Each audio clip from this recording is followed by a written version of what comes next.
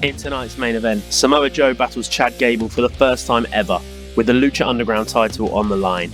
We're going to get an update on Dragon Lee's condition after he was thrown from a balcony by his former tag team partner Rey Fenix. Plus, the search begins for Dario Cueto's monsters, Muertes and Matanza, as they try to find the 3 items that Dario listed last week in an effort to revive Catrina. This is episode 20 of the revival of Lucha Underground. The search begins.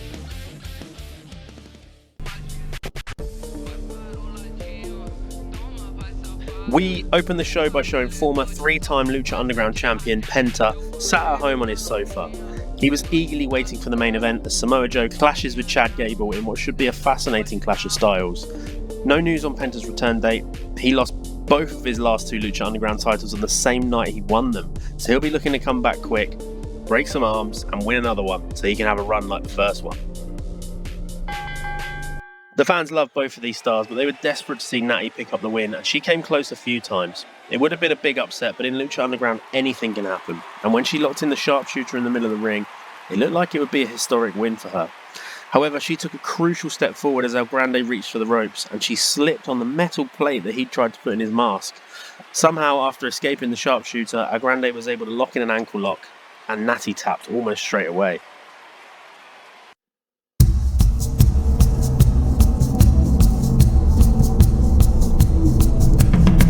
In a dark scene, Dario Cueto was leading his monsters through a nearby graveyard. He was remarkably calm and even began whistling. Then a big smile came across his face as they found what he was looking for. He knelt down at the grave of Prince Puma before turning to Mil Muertes and Matanza and saying that it was time to go to work. As they begin phase 1 of the collecting of 3 items to revive Catrina, this one, the heart of a former Lucha Underground champion. But what the group didn't see, which eagle-eyed viewers of the show did, was a former face from Lucha Underground's past lurking in the shadows.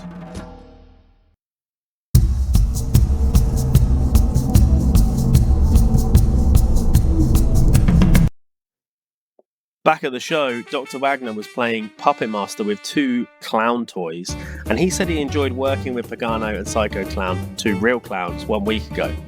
But there is a toy that he dislikes, and he wants to teach that toy a lesson next week. El Grande Americano.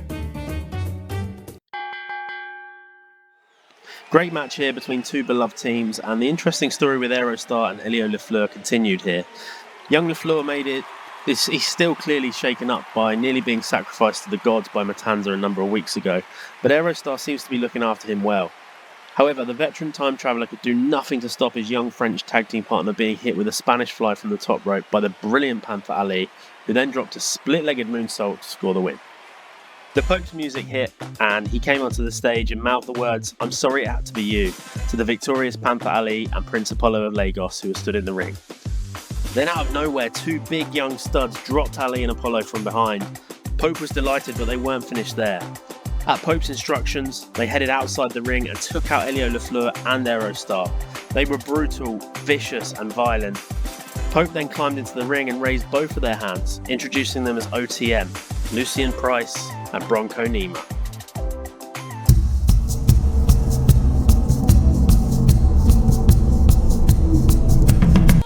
Next week on Lucha Underground, the Creed brothers get their 2-on-2 shot at the Lucha Underground tag team titles, but can they overcome Chelsea Green and Ethan Page? With the arrival of OTM, the tag team division continues to evolve and expand, but who will sit at the top of the tree going forwards?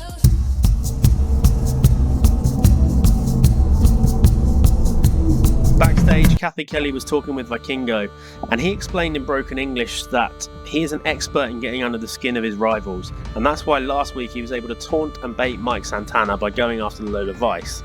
But he did it to help Dominic Mysterio, a man that he thinks should be heading to the top of the industry, just like himself. As he was speaking, Dom arrived. He wasn't impressed with Vikingo's words, but he heard his fellow 29-year-old out. Vikingo went on to say that together they could take over Lucha Underground and help each other, just like Vikingo did for Dom last week. Dom got annoyed and said the difference between him and Vikingo is that he doesn't need any help, and he'll prove it next week against the Masked Flyer.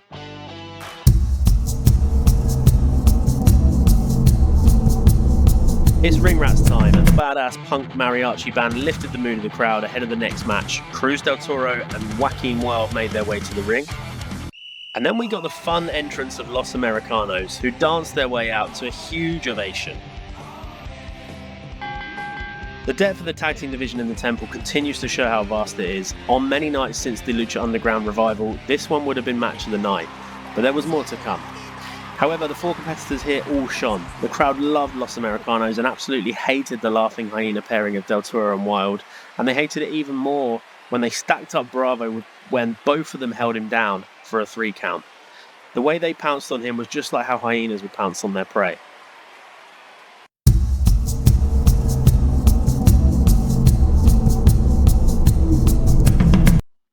Last week, Rey Fenix did the unthinkable and he pushed Dragon Lee from a balcony above the ring. The former friends had been fighting backstage and Fenix took it too far. We got an update next on the condition of the High Flyer, and it was actually a little bit positive. Fans feared he could never wrestle again, but the news is he's going to be out for a number of weeks after a hard landing, but should be able to return once he rests up. A small miracle, but it didn't stop Dragunov and Rey Mysterio feeling incredibly guilty backstage.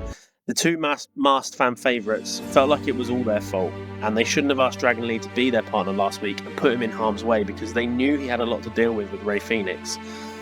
They didn't seem concerned about how to handle the cartel, but they're surely going to need some help soon.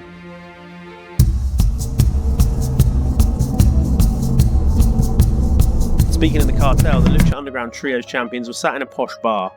Angel Garza was listening to Tony D'Angelo tell a story while Santos Escobar puffed on a cigar.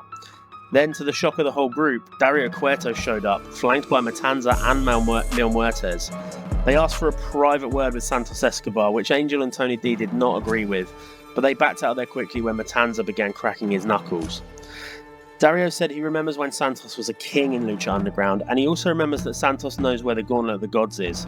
Santos laughed and said he sold that years ago and doesn't know where it is now. But Dario clicked his fingers and Matanza began squeezing the life out of Santos. Dario said, "Don't insult me, Cuerno," and demanded that he tell Dario where the Gauntlet is.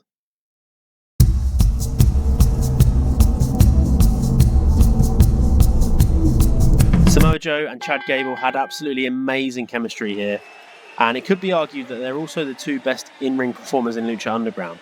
The fact that this was the best match since Lucha Underground was revived, and that every match in the top 5 has either Joe or Gable in it, is a testament to that. The story of this one was simple. Everything Gable tried, Joe shrugged off. The powerful Samoan outweighs the former Olympian by 80 pounds, and he made that size and weight advantage show for much of the early portion of the match.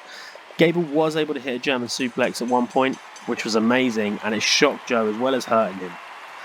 Gable controlled the middle stages of the match as well until the crowd rallied behind the Samoan Destroyer. He locked in his Catrina clutch, but Gable is crafty and slick, and he somehow turned that into a submission attempt of his own and then bridged into a pin. The defining moment in the match came when Joe was sitting a dazed Chad Gable up on the top rope for the Muscle Buster, and Rey Fenix showed up out of nowhere and hopped onto the apron. Joe took a big swing and a miss, and then went back to Gable, who had regained his bearings and managed to hop over Joe, slide down him, and grab an ankle. Like a dog with a bone, Gable refused to let go, and Joe had to tap out. Rey Fenix was 100% to blame, but it was still a huge win for Gable here.